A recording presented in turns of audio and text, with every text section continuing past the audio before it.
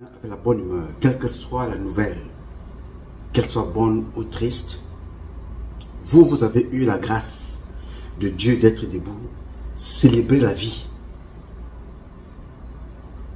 Dieu vous a mis dans ce monde d'abord pour profiter de sa capacité de créer. Dieu est un créateur. On profite de son air, de sa terre, de tout ce qu'il a créé, des étoiles, du soleil, de la pluie, de l'eau. On profite de tout ce que Dieu a créé d'abord. Parce que quand tu te lèves le matin, tu ne trouves personne, n'est-ce pas? Tu es tout seul dans ton lit. En fait, c'est pour les célibataires. Tu es seul dans ton lit, tu te retournes comme ça, il n'y a que des pilots autour de toi. La première chose avec laquelle tu rentres en contact, c'est l'air que tu respires. La première des choses avec laquelle tu es en contact, qui te fait comprendre que tu vis, c'est l'air. La deuxième, c'est poser tes pieds au sol. La troisième, c'est l'eau que tu touches. Tu vois un peu? Quelle que soit la nature, tu as fait pipi, tu as fait popo, tu as fait tout. L'eau d'abord. Après, tu vas aller te nourrir. La parole. Tu vois, tu rentres en contact avec les éléments de la nature. L'air qui se transforme par la parole. Parce que la parole que tu vois là, c'est l'air. Hein? La parole. C'est la parole. Je vous parle là, c'est ce bruit-là. La parole, l'air, l'eau, le feu. Donc on entre en contact avec les éléments de la nature, on est content. Maintenant le reste, c'est être au service des autres, comme les autres sont à ton service. On parle, on raconte nos vies. On est au quotidien, on va travailler, l'argent rentre à la maison. Maintenant, nous allons affronter les nouvelles du quotidien. Comme celle que je vais vous parler, je partage avec vous ce matin. La triste nouvelle d'aujourd'hui, c'est cette belle dame que vous voyez là.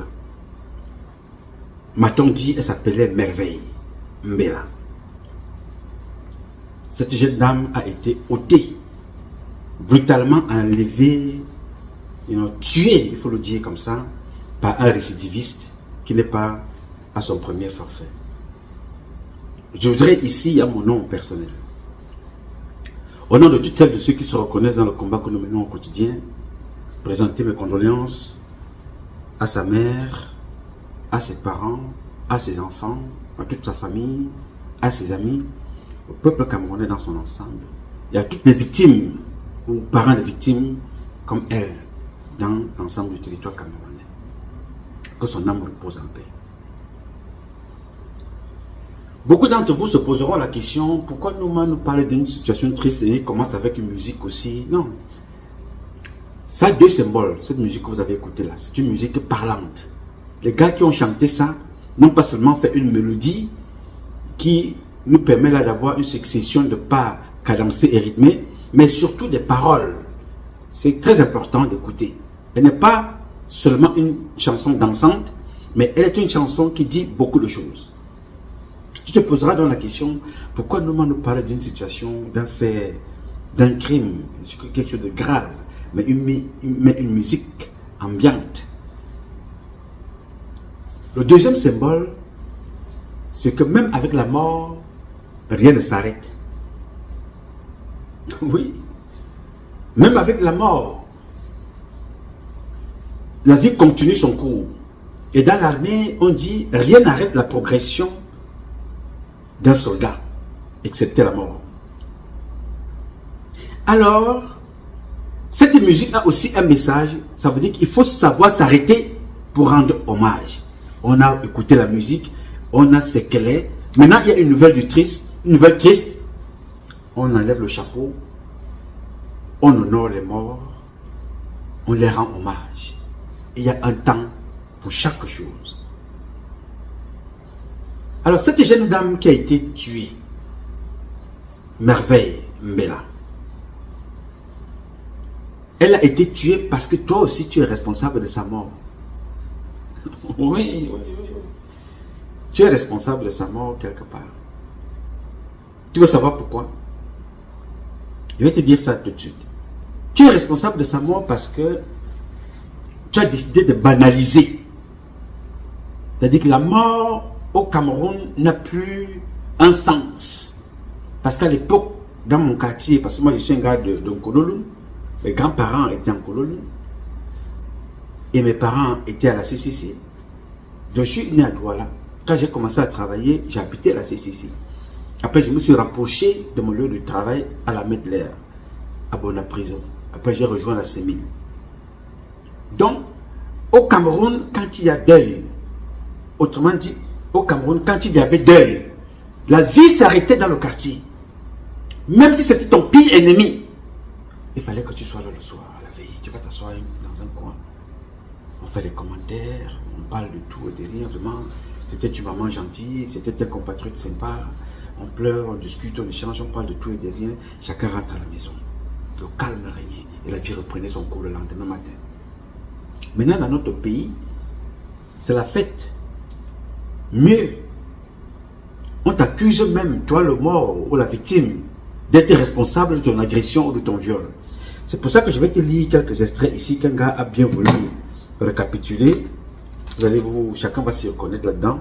Il dit, voici comment les Camerounais raisonnent en 2025. C'est vrai que ça a commencé il y a longtemps. Un braqueur entre chez vous, viole vos enfants et s'en va. Réaction des Camerounais. Ils ont d'abord oublié de fermer la porte là, pourquoi? Avant de dormir. Les filles là, elles même d'abord les jupes courtes, pourquoi? Elles aiment les mini-jupes. Un homme bastonne copieusement sa femme et la laisse pour morte. Réaction des Camerounais. La bouche de la femme là sort d'abord trop. Même sa mère était toujours insolente comme ça. Que supporte seulement. Elle va sauf que supporter. Un motoman. Une moto vous renverse brutalement sur la chaussée. Et vous laisse des blessures. Voire même casse parfois des jambes. Comme ils ont fait à l'une de mes tantes par alliance. Au Cameroun. Réaction des Camerounais. Tu es aveugle. On ne t'a pas appris à traverser la route. C'est comme ça qu'on vous faites. Quand vous tuez chaque jour ici dehors pour rien. Vous allez au marché acheter un vêtement et on vous emballe des vieilles chaussures à la place. Réaction des Camerounais. Toi-même, tu regardais d'abord où? Tu regardais où?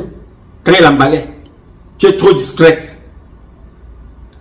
Le MINAC falsifie les documents pour empêcher un citoyen d'être candidat à la présidentielle. Réaction des Camerounais. Il a même d'abord boycotté les élections. Pourquoi? Les militants là insultent même beaucoup trop les gens. Hein? Ça lui apprendra. L'État empêche aux citoyens d'exercer leurs droits fondamentaux. Réaction des Camerounais. Vous avez supporté le ministère quand il était en conflit avec Eto, non? L'État est debout. Vous allez sauf que supporter. Je peux vous lire comme ça jusqu'à l'infini. C'est un Camerounais qui a bien voulu caricaturer le comportement des Camerounais aujourd'hui. C'est-à-dire, on t'accuse d'avoir été victime d'une agression. Tu es chez toi, on vient t'agresser. On t'accuse. Les Camerounais, ça c'est dans les réseaux sociaux. Chacun devient, donneur de leçons. Alors, ce comportement-là, je les ai connus, moi, ici. Avant de revenir sur le cas de cette jeune dame merveille. Je les ai connus ici. Quand je vois les Camerounais sortir, vous faire comprendre qu'ils se plaignent parce qu'un candidat à l'élection a été recalé, disqualifié. Les mêmes Camerounais que vous voyez là sont les mêmes qui soutiennent Biya. Tu me poseras la question, comment? Je suis convoqué au tribunal. Il y a de cela quelques années, hein. Il y a, je pense, dans les années 2010 et 2014. Convoqué au tribunal. C'est un parent à moi, Mate Belingue Boutou, qui est maintenant vendeur de tissus wax en Inde, qui me porte plainte au nom de l'État, représenté par son épouse qui travaillait à l'ambassade du Cameroun, enfin, l'ambassade, à la mission du Cameroun à New York, King Monono, de son épouse. C'est elle qui représentait l'État du Cameroun au tribunal. Mate Belingue Boutou, c'est un gars biti, c'est un papa biti. Moi qui suis au bas là, il avait une alliance, parce qu'il m'avait dit souvent que sa mère venait de quelque part là-bas de chez moi. Donc nous sommes les petits Benanga. C'est lui qui m'amène au tribunal. Pourquoi? Parce que j'ai eu le truculence, le courage de dire au président ce qui ne va pas, comment l'argent est détourné, avec des preuves et des papiers à l'appui. Et c'est un compatriote. Vous savez, quand on vous porte plainte aux États-Unis, vous ne pouvez pas vous présenter comme ça au tribunal. On m'a porté plainte, je suis venu me défendre. Non.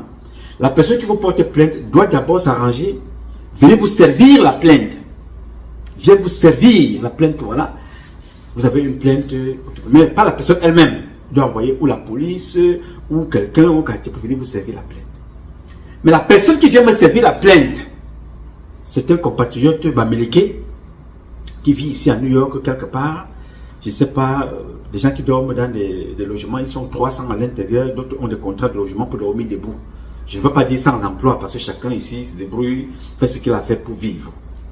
Mais ce qui est surprenant, c'est que je ne suis pas au tribunal parce que j'ai volé, j'ai braqué, j'ai agressé ou j'ai vendu l'onçon de couleur blanche que vous connaissez. Non. Ou j'ai cambriolé quelque part, ou j'ai tabassé quelqu'un, ou j'ai tué avec une arme. Non. Parce que je dénonce les conditions de vie de ces Camerounais de New York qui n'ont pas de passeport, pas de carte consulaire, ils ont tous les problèmes pour vivre aux États-Unis avec des documents venant de chez eux. Tout est compliqué. C'est pour eux que je me bats.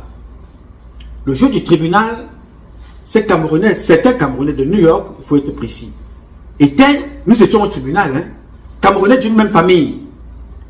Mais nous étions au tribunal, un côté derrière Nouma et mes gens, un côté derrière la femme de King, Madame King, l'épouse Belingue Boutou. Des Camerounais étaient derrière King Monono. Les Camerounais étaient au tribunal parce qu'ils voulaient me voir être condamné, moi. Pas parce que j'ai tué quelqu'un, mais parce que je dénonce ce qui se passe, que les gens viennent blanchir l'argent. Ils étaient au tribunal derrière l'épouse de Martin Belingue Boutou, King Monono. J'étais aussi là avec mes gens. Bref, le tribunal, le procès s'est bien passé. Il a duré 2 jours. Le président, c'était d'ailleurs une dame, le président du tribunal a demandé les dossiers, j'ai ramené les dossiers et on a gagné le procès. Nous sommes sortis de là. Et quand nous sortons donc du tribunal, M. King Monono, parce que la dame dit, saluez-vous, vous êtes des frères. J'ai dit à la présidente du tribunal que madame, je ne peux pas saluer ce monsieur. Ce n'est pas un ami que je croise au coin de la route. Je vais l'embrasser, je vais serrer dans mes bras. Je dis, madame, je me bats pour les enfants de ce type, pour les prochaines générations. Je l'embrasse. Et bon, maintenant, au moment de partir, il me court après, il me dit, mais vraiment, ce que tu as publié là. Non, parce que la femme, pardon, j'ai sauté quelque part. La femme au tribunal lui pose la question que, mais tout ce que M. Nouma a fourni est vrai. Vous affirmez que c'est vrai, n'est-ce pas? Il dit oui, mais pourquoi vous avez porté plainte? Parce qu'il a parlé dans les réseaux sociaux. La dame me dit que maintenant, ici c'est la liberté d'expression aux États-Unis. Vous avez oublié ça? C'est la constitution américaine. C'est comme ça. Alors quand nous, on se retrouve donc dehors, il me dit, bon vraiment, jeune frère, il va falloir effacer ce que tu as publié sur YouTube là, vraiment. Mais les enfants à la maison me regardent que papa est un bandit, et ainsi de suite. Je dis, mais mon ami, tu m'aurais dit ça au quartier, on ne serait pas venu ici. Tu m'aurais approché, naturellement, tu me dis vraiment, frère, ce que tu as publié là, c'est vrai, mais vraiment, à la maison, avec les enfants, aide-moi. Mais tu as voulu m'humilier. Vous allez écrire, vous allez, Martin Belingue Boutou et son argent, ils sont allés écrire et publier dans les réseaux sociaux, Nouma n'a pas de papier, ce n'est pas un problème. Nouma n'a pas où dormir, ce n'est pas un problème. Il ne travaille pas, ce n'est pas un problème. Mais c'est un sans papier, un sans emploi, un sans argent qui vient de vous gagner.